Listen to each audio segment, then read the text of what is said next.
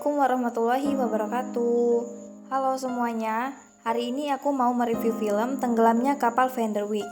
Film ini cukup sedih ya, karena diperankan oleh aktor-aktor ternama dengan akting yang totalitas banget. Oke, mari kita simak filmnya. Zainuddin adalah seorang yatim piatu yang tinggal dengan pengasuhnya. Pada tahun 1930, dia berkeinginan pergi ke Minang untuk menjalin silaturahim dengan keluarga ayahnya di Batipuh, Padang, yang katanya terkenal dengan agama, adab budi pekerti yang baik. Namun, ibu angkatnya mengatakan bahwa dia khawatir kalau saudara ayahnya tidak menerima Zainuddin dengan baik. Namun, Zainuddin beranggapan bahwa keluarganya pasti menerima karena dia merupakan anak pendekar sultan yang sah. Sampainya di Batipuh, kehadirannya tidak membuat keluarga ayahnya yaitu Mande Jamilah begitu senang karena takut terbebani. Zainuddin pun menyodorkan sejumlah uang. Ekspresi Mande Jamilah pun langsung berubah. Dia mengizinkan Zainuddin tinggal di rumahnya. Saya mencari rumah Mande Jamilah. Saya Mande Jamilah. Saya Zainuddin dari Makassar. Saya ini anak pendekar sultan. Zainuddin, anak si Sultan. Iya Mande. Masuklah. Saya hanya ingin menyambung tali silaturahim. Baiknya dibicarakan dulu dengan penghulu adat suku Mande. Terus terang, Mande bukan orangnya. Saya bisa sedikit membantu Mande. Yang penting bisa tinggal di sini. Jangan salah paham Zainuddin. Bukan maksud minta piti dah. Cuma Mande takut tak mampu menjamu tamu. Keesokan pagi, Zainuddin berjalan bersama paman. Dia melihat wanita cantik lewat di hadapan mereka. Wanita itu bernama Hayati, putri keturunan Minang asli. Dia yatim piatu. Hayati tinggal bersama mama atau saudara laki-laki dari ibu yang bertanggung jawab atas keponakannya. Ya, mungkin bisa disebut seperti om atau Pak D. Kebetulan mama Hayati merupakan datuk penghulu adat di Batipuh, orang yang memegang erat adat istiadat Minang. Zainuddin pun jatuh hati padanya. Hayati, yo mak tangah. Apa di Pasar Robo yo jurang dari Makassar tuh? Mbak Ati, kau jatuh hati yo sama anak pisang tuh. Namanya Zainuddin mak, inyo dari Makassar. Inge Ati, inyo tuh anak pisang. Indah masuku. Jangan baca lihatkan wajah kau. Kau bukan gadis murahan. Suatu malam di tempat pengajian, disitulah Zainuddin dan Hayati pertama kali bersapa. Zainuddin meminjamkan payung kepada Hayati untuk segera pulang karena hujan. Sejak saat itulah Hayati dan Zainuddin pun saling berpapasan di kampung itu dan sering berkirim surat. Zainuddin pun menyatakan cinta kepada Hayati dan diterima. Karena sedang berbunga-bunga, Hayati mengirimkan surat kepada Khadijah, sahabatnya. Ia menginginkan Khadijah menginap di Batipuh dan akan menceritakan kegembiraan yang dialaminya saat ini. Khadijah pun sampai di Batipuh dan Hayati menceritakan semuanya tentang Zainuddin. Tidak lama berselang waktu, Mak Datuk melihat Zainuddin dan Hayati sedang mengobrol di tepi sungai tempat biasanya Hayati dan warga lainnya mengambil air. Disitulah Mak Datuk melihat mereka dan mengetahui hubungan sebenarnya antara Zainuddin dan Hayati. Mak Datuk pun murka. Dia mengusir Zainuddin dari Batipuh agar tidak mendekati Hayati lagi. Karena menurut Mak Datuk, Zainuddin orang yang tidak bersyukur. Mendaki kasih hati. Waden kau bangun wadah. Waden tidak syukur dipandang leceh urangnya kali. Ijan sampai waden malaku kasar anak pisang tu. Paling waden kau malah sota bakar. Melangah kecek-kecek orang di luar sinan. Inyo tu sadang berdua-dua di pondok dah tua. Akan nambah baunya berundian dari hati ke hati. Saya panggil kamu ke sini untuk meminta padamu. Sebelum semuanya semakin jauh, lebih baik kamu mundur. Masyarakat Minangkabau sangat teguh memegang adatnya. Hayati orang bersuku, dia bukan sembarangan orang. Berangkatlah dari negeri Batipuh yang kecil ini, demi Hayati. Tapi nasib membawa saya berkenalan dengan dia. Iya, tapi kasihan Hayati. Dahulu dia lurus, gembira, tapi sekarang jadi perenung dan penghibah hati. Berangkatlah dari negeri Batipuh yang kecil ini. Engkau Datuk merenggut jantung dari dada saya. Kamu seorang laki-laki Zainuddin. Sakit kamu hari ini, bolehlah kamu obat besok atau lusa. Tapi seorang perempuan akan binasa kalau menahan hati. Hati laki-laki lah yang kerap rebuk lama. Perempuan dapat segera melupakan hidupnya di zaman muda. Ini demi Hayati juga. Angkatlah kepalamu Zainuddin. Beri saya keputusan. Beri saya keputusan, berangkatlah. Baiklah aku. Apa sebab mak Datuk menyuruhnya, Pai? Banyak pandai tanah orang ke dirinya, juga diri kau. Ijan kau kuat keadaan kampuang kau jo kitab-kitab yang kau baca. Cinta hanyalah khayal dongeng dalam kitab saja. Indak kau tahu, Gunung Merapi masih tagak kokoh menjulang. Adik masih berdiri kuat. Indak lapuak di hujan, indak lakang dek panai. Kalau kau memilih laki, ralu nan jaleh asa usuanya. Kini kau menangi. Kemudian kau sadar sudah. Di saat perpisahannya, Hayati bersumpah akan menunggu Zainuddin berapapun lamanya. Sumpah itulah yang menjadi semangat dan harapan yang dipegang oleh Zainuddin untuk menjemput Hayati menjadi istrinya kelak. Sebelum pergi, Hayati memberikan selendang putih penutup kepalanya kepada Zainuddin. Zainuddin, hati saya dipenuhi cinta kepada kau. Saya tidak akan hianat atas janji. Tidak akan berdusta di hadapan Tuhan. Disaksikan oleh arwah nenek moyangku. Berat sekali sumpahmu, Hayati. Itulah kenyataannya. Dan jika kau berjalan jauh, entah tidak kembali dalam masa setahun, masa 10 tahun, saya akan tetap menunggu. Dan jika kita bertemu lagi, saya akan tetap bersih dan suci untukmu, kekasihku. Baiklah, Hayati. Saya akan berangkat dengan harapan itu. Berilah saya satu tanda mata. Azimatmu. Dan akan kuwasiatkan meletakkannya dalam kafanku jika ku mati. Jiwaku ada bersama. Zainuddin pun berangkat ke Padang Panjang dan tinggal di rumah Mandeh anak Mula. Disitulah awal mula Zainuddin menulis dan karyanya ditulis oleh Surat Kabar. Di sisi lain, Hayati sedang bersedih pun diajak berlibur ke rumah Khadijah di Padang Panjang. Hayati senang karena nantinya bisa bertemu dengan Zainuddin. Sesampainya di rumah Khadijah, Hayati bertemu Aziz kakaknya Khadijah. Aziz kelihatan terkesima dengan kecantikan Hayati. Disinilah awal mula retaknya cinta sumpahnya Hayati kepada Zainuddin.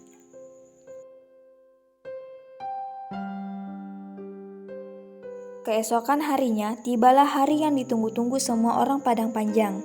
Karena ada festival pacuan kuda, Hayati dan Zainuddin pun berjanji akan bertemu di acara tersebut. Namun Zainuddin kaget melihat Hayati dengan penampilan kotanya yang didandani oleh Khadijah. Khadijah adalah orang yang sangat menjunjung tinggi cara berpenampilan budaya barat. Menurut Khadijah, pakaian Hayati yang biasa dikenakan itu pun tidak mengikuti tren.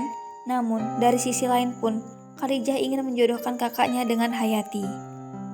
Singkat cerita, Hayati mendapatkan 2 surat lamaran dari Aziz dan Zainuddin.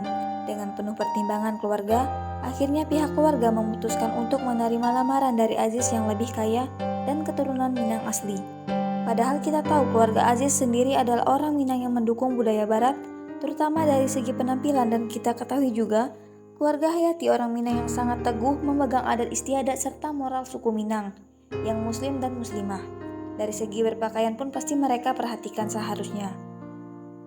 Namun semua itu tertutup harta tahta kekayaan keluarga Aziz. Awalnya Hayati sedih dan tertekan dengan perjodohan ini, namun tak bisa dipungkiri dia pun terlihat menikmati kehidupan glamornya yang diberikan oleh Aziz.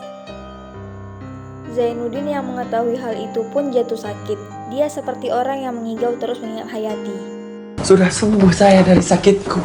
Saya tahu kau tidak akan ingkar janji. Kau ingin hidup denganku selamanya. Sakit Zainuddin kau indaklah sakit biasa, tapi jiwanya nanti guncang.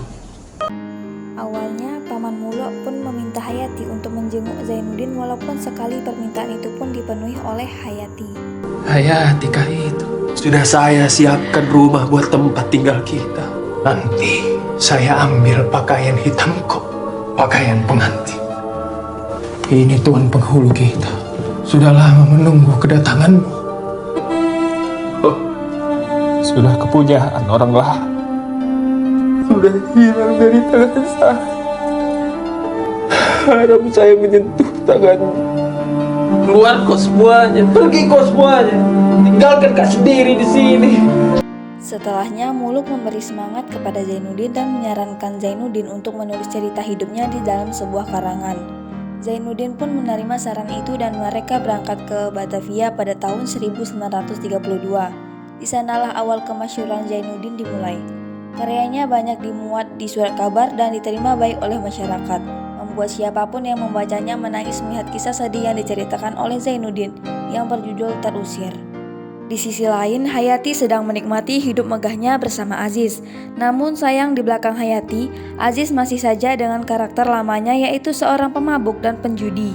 Suatu hari, Zainuddin mendapatkan tawaran dari Haji Kasim. Beliau mempunyai kantor penerbitan surat kabar di Surabaya.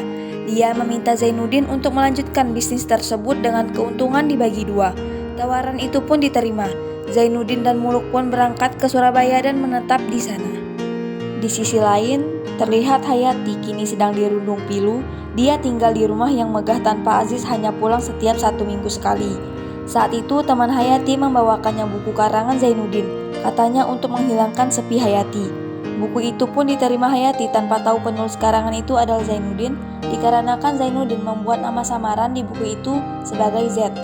Dia membaca buku itu sampai menangis karena kisah cinta yang diceritakan di buku itu sangat mirip dengan kisah cintanya dengan Zainuddin. Saat itu Aziz yang sering pulang dalam keadaan mabuk dan suka marah membuat Hayati terluka hatinya. Namun setelahnya Aziz meminta maaf lalu mengatakan dia dinaikkan pangkat di tempat kerjanya dan akan tinggal di Surabaya bersama Hayati. Beri maaf Udati.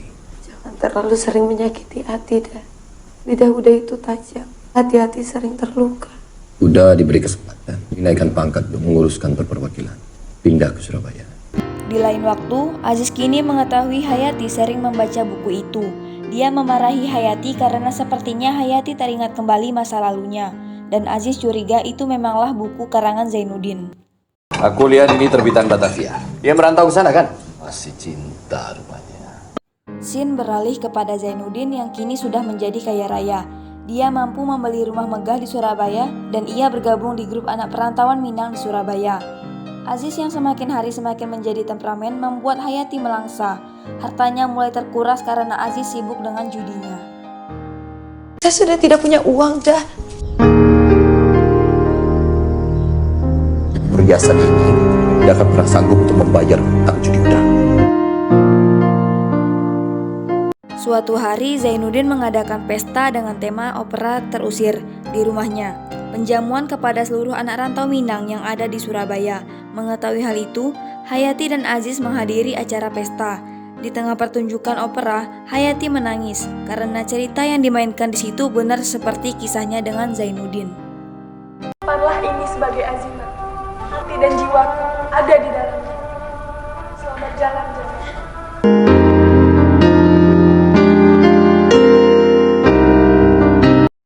Dan betapa kagetnya mereka berdua mengetahui bahwa Tuan Sabir nama samaran karangan buku itu adalah benar Zainuddin. Keesokan harinya, Muluk mempertanyakan perasaan Zainuddin kepada Hayati dan dia mempertanyakan pesta yang telah dibuat oleh Zainuddin. Dan inilah jawabannya. Bang Muluk pernah bilang, orang yang kalah dalam percintaan mengambil jalan lain sehingga dia naik ke atas puncak yang tinggi supaya perempuan itu melihatnya dengan menengadah dari bawah.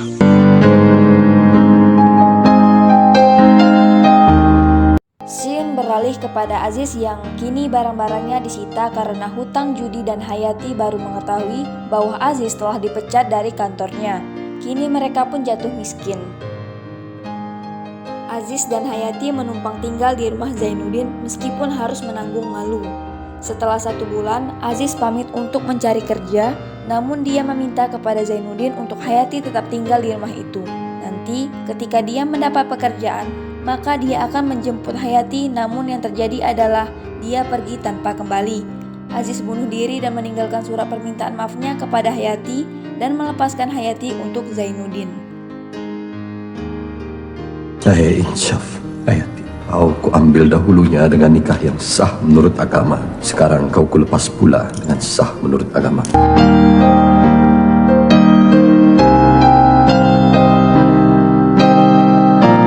Namun karena sakit yang terlalu membuat Zainuddin begitu keras hatinya untuk menerima kembali Hayati, walaupun perasaan cinta kepada Hayati masih tersisa di lubuk hatinya. Kau regas segenap pucuk pengharapanku. Kau minta maaf. Lupakah kau siapakah di antara kita yang kejam? Hampir saya mati menanggung cinta, Hayati. Zainuddin. Kau akan kulepas pulang ke kampungmu. Tanah Minangkabau yang tak lapuk di hujan, tak lekang di panas.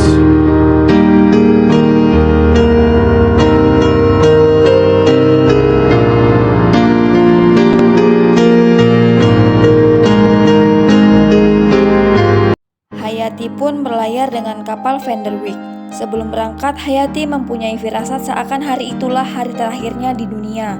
Ia menitipkan surat kepada Muluk. Setelah membaca surat itu, Zainuddin pun menyesal karena telah melepas Hayati pergi. Zainuddin beserta Muluk segera menyusul Hayati dan akan membawa Hayati kembali ke rumah itu. Namun terlambat. Kapal Vanderwyk yang ditumpangi Hayati tenggelam. Karena keadaan yang cukup parah, Hayati pun tidak bisa diselamatkan. Untuk mengenang kasihnya, Zainuddin membawa anak-anak yatim piatu tinggal di rumahnya dan menamai rumah itu Rumah Yatim Piatu Hayati.